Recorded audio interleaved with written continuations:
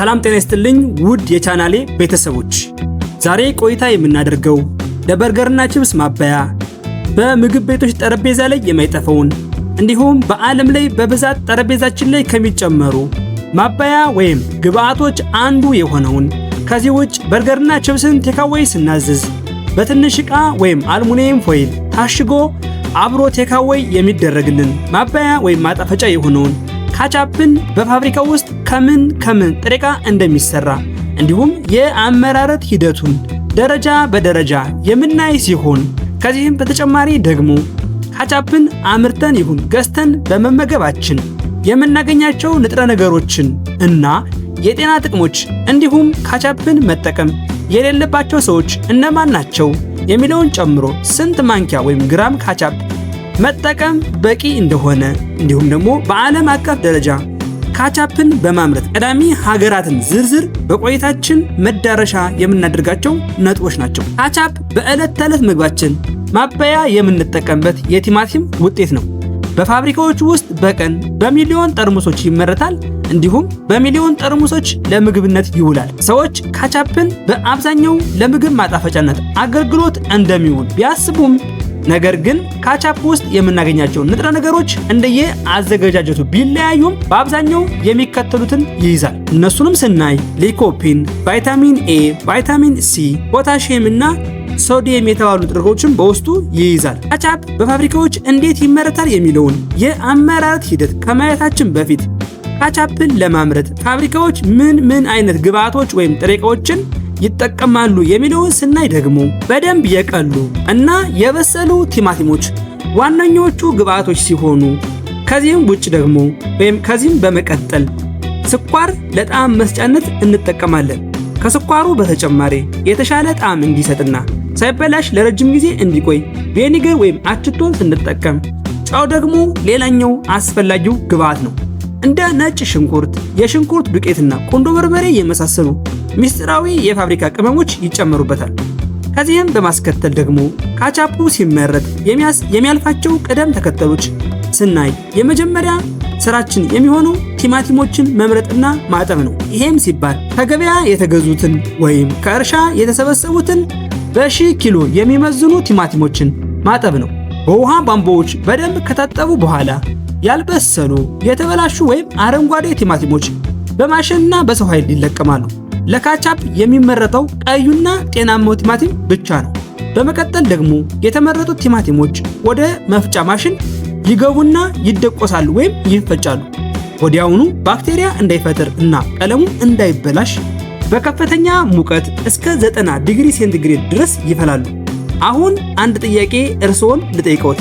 እጅዎ ላይ ያለው የሚመገቡት ካቻፕ ልጣጭ ወይም ፍሬ የለውም አይደል? ልጣጭ ወይም ፍሬ እንዳይኖሩ የሚደረገው ቀጥሎ በምንሰራው ስራ ነው። ለዚህ ደግሞ የፈለው የቲማቲም ድልህ በማጥለያ ማሽኖች ውስጥ ያልፍና ፍሬው፣ ልጣጩና ጠንካራው ክፍል ይወገዳል። በመጨረሻም እጅግ በጣም ለስላሳ የሆነ የቲማቲም ጁስ ብቻ ይቀራል። አሁን ትክክለኛው የካቻፕ ጣዕም የሚፈጠርበት ሰዓት ነው። ለስላሳው የቲማቲም ጁስ ወደ ትልቅ መፍያ ጋን ወይም ማፍያ ዕቃ ይገባና ቅድም የጠቀስናቸው ስኳር፣ ቪኒገር፣ ጨውና ቅመማ ቅመሞች ይጨመሩበታል። ውሃው ተኖ ትክክለኛው የካቻፕ ውፍረት እስኪኖረው ድረስ ከ30 እስከ 45 ደቂቃ ያህል በደንብ ይንተከተካል። ካቻፑ ከታሸገ በኋላ ለወራት ሳይበላሽ ሱቅ ውስጥ መቆየት ስላለበት እንደገና በከፍተኛ ሙቀት ይፈላና በፍጥነት እንዲቀዘቅዝ ይደረጋል። ይህ ሂደት ደግሞ ማምከን ወይም ፓስቸራላይዜሽን ተብሎ ይጠራል። ይህም ለምን ያገለግላል ከተባለ ሙሉ ለሙሉ ጀርሞችን ወይም ደግሞ የማይታዩ ማይክሮ ኦርጋኒዝሞችን ወይም ተዋሲያን እንዲጠፉ ያግዘናል። አሁን የመጨረሻው ደረጃ ላይ ደርሰናል። የመጨረሻው ደረጃ ደግሞ ማሸግ ነው። የተዘጋጀው ትኩስ ካቻፕ አየር በማያስገባ መልኩ በፕላስቲክ ወይም በብርጭቆ ጠርሙሶች ውስጥ በማሽን ይሞላል። ከዚያም ይቀዘቅዝና የፋብሪካው ስምና የቆይታ ጊዜ ወይም ኤክስፓየር ዴት ተለጥፎበት ወደ ገበያ ይሰራጫል ማለት ነው። ከመግቢያችን ጀምሮ እስካሁኑ ሰዓት ድረስ ስለ ካቻፕ የአመራረት ሂደት አይተናል። እንደወደዳችሁትና እንደተመቻችሁ ተስፋ አድርጋለሁ። ከዚህ ቀጥሎ ደግሞ ካቻፕን በመመገባችን የምናገኛቸው የጤና ጥቅሞች ምን እንደሆኑ ስናይ፣ አንደኛ ለልብ ጤንነት በእጅጉ ያግዛል። ላይኮፒን በሰውነታችን ውስጥ የሚካሄደውን የአንቲ ኦክሲዳንት ስራን በተቀላጠፈ ሁኔታ እንዲካሄድ ይረዳል። ይህ የአንቲኦክሲዳንት ሥራ በሰውነታችን ውስጥ ባሉ የደም ቧንቧዎች ግድግዳዎች ላይ የሚለጠፍ የስብ ክምችትን ይቀንሳል።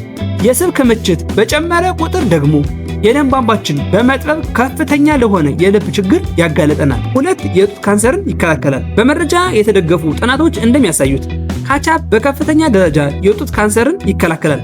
በካቻፕ ውስጥ የሚገኘው ይህ ላይኮፒን የተባለ ንጥረ ነገር የአንቲኦክሲዳንት እና የሰውነት መጉረብረብ ወይም አንቲ ኢንፍላማቶሪ የመከላከል አቅም አለው። ይህ ደግሞ የጡት ካንሰርን ይከላከላል። 3ኛ ለአጥንት ጤንነት በዓለም አቀፍ ደረጃ በተደረጉ ጥናቶች እንዳሳዩት በተለይ በሴቶች ከ40 እስከ 45 ዕድሜ አካባቢ የወር አበባ ማየት በሚያቆሙበት ጊዜ በአጥንት ህዋስ ላይ የሚያጋጥም የኦክሲዴሽን ችግር ወይም የኦክሲዴሽን ስራ ይካሄዳል። ይህ የኦክሲዴሽን ፕሮሰስ የአጥንት መሳሳትንና ህመምን ያስከትላል። ካቻፕ መመገብ ከዚህ ችግር ራሳችንን ለመከላከል ይረዳናል። 4ኛ ለቆዳ ውበት በዕለት ተዕለት ምግባችን ውስጥ የቲማቲም ካቻፕ ስንመገብ በሰውነታችን ቆዳ ውስጥ የሚገኝ ከፀሐይ ጨረር የሚከላከል እንደ ካሮቲኖይድስ የመሳሰሉ ንጥረ ነገሮች ክምችት እንዲጨምር ያደርጋል። ይህ ደግሞ ያማረና የለሰለሰ ቆዳ እንዲኖረንም ይረዳናል። 5ኛ የወንድ የዘር ፍሬን መጠን ይጨምራል። ካቻፕ በሚመገቡ ወንዶች ላይ በተደረገ ጥናት ከማይመገቡ ወንዶች ጋር ሲነጻጸር በ70% የዘር ፍሬ መጠን ጨምሮ ተገኝቷል።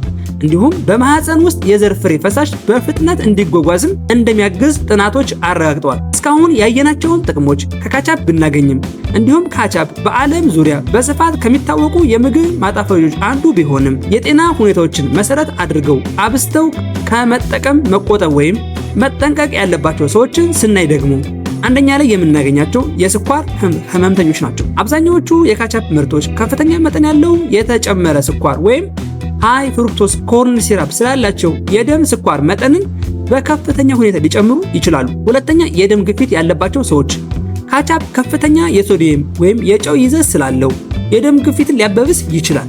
3ኛ የጨጓራ ህመምና ቃር ወይም አሲድ ሪፍሌክስ ያለባቸው ሰዎች ካቻፕ ከቲማቲምና ኮምጣጤ ወይም ቪኒገር ስለሚሰራ ከፍተኛ የአሲድነት ባህሪ አለው። ይህ ደግሞ ቃርን ወይም የጨጓራ መረበሽን ሊያነሳሳ ይችላል። 4ኛ ክብደትን መቀነስ ለሚፈልጉ ሰዎች ምንም እንኳን ካቻፕ ስብ ወይም ፋት ባይኖረውም በውስጡ ባለው ስኳር ምክንያት ተጨማሪ ካሎሪዎችን ወደ ሰውነት ስለሚያስገባ ክብደት ለመቀነስ ለሚደረገው ጥረት እንቅፋት ሊሆን ይችላል። 5ኛ የቲማቲም አለርጂ ያላቸው ሰዎች ከቲማቲም ወይም በካቻፕ ውስጥ ከሚካተቱ የተለያዩ ቅመሞች ጋር አለርጂ ያላቸው ሰዎች ከመጠቀም መቆጠብ ሊኖርባቸው ይችላል። ከላይ የጠቀስናቸውን ጥቅሞች ለማግኘት እንዲሁም የዘረዘርናቸውን የጤና ስጋቶች ለመቀነስ ካቻፕን በመጠኑ መጠቀም፣ ለምሳሌ በቀን 1 ወይም 2 የሾርባ ማንኪያ በቂ ነው። ከተቻለ ስኳርና ጨው መጠኑ የቀነሰ ወይም በቤት ውስጥ የተዘጋጀ ካቻፕን መጠቀምንም ይበልጥ ይመከራል። አብዛኛዎቹ በፋብሪካ የሚመረቱ ካቻፖች ከፍተኛ መጠን ያለው ስኳርና ጨው ወይም ሶዲየም ይይዛሉ።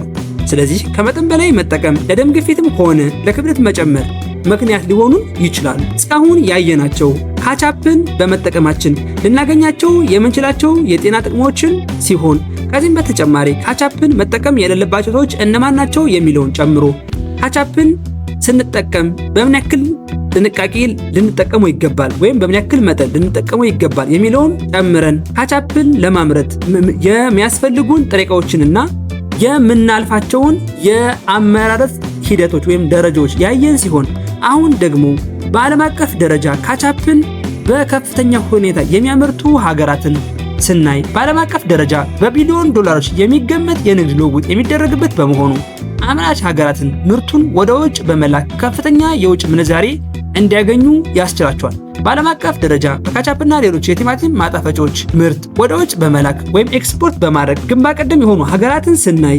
ከ2024 እስከ 2025 ያለውን የዓለም አቀፍ የንግድ መረጃዎችን መሰረት በማድረግ አንደኛ ላይ የምናገኘው ጣሊያንን ሲሆን 2ኛ አሜሪካ፣ 3ኛ ኔዘርላንድ፣ 4ኛ ስፔን፣ 5ኛ ደግሞ ጀርመንን እናገኛለን። እነዚህ 5ቱ ሀገራት በዓለም አቀፍ ደረጃ ካቻፕን ኤክስፖርት በማድረግ ትልቅ የኢኮኖሚ ገቢ የሚያገኙ ሀገራት ሆነው በዓለም አቀፍ የንግድ ድርጅቶች ላይ መረጃቸው ታገኙታላችሁ ማለት ነው። እንግዲህ ለምግባችን ማጣፈጫ የምንጠቀመው ካቻፕ ይህን የመሰለ ረጅምና አስገራሚ የፋብሪካ ሂደት አልፎ ነው ጠረጴዛችን ላይ የሚደርሰው። ጠረጴዛችን ላይ ከደረሰ በኋላ ደግሞ በመመገባችን የምናገኛቸው የጤና ጥቅሞችና ንጥረ ነገሮች በተጨማሪ መጠቀም የሌለባቸው ሰዎች እነማን ናቸው የሚለውን ጨምሮ ከላይ የጠቀስኳቸውን ሐሳቦች ያየንበት ቆይታ ይሄን ይመስል ነበር። ከዚህ ቪዲዮ አዲስ ነገር እንዳገኛችሁ ተስፋ አድርጋለሁ። በቀጣይ የትኛውን ምርት አሰራር ይዤላችሁ እንድመጣ ትፈልጋላችሁ? ኮሜንት ላይ ጻፉልኝ። ቪዲዮውን ላይክ፣ ቻናሌን ደግሞ ሳብስክራይብ ማድረግ አትርሱ። በሚቀጥለው ቪዲዮ እስከምንገናኝ ድረስ ሰላም።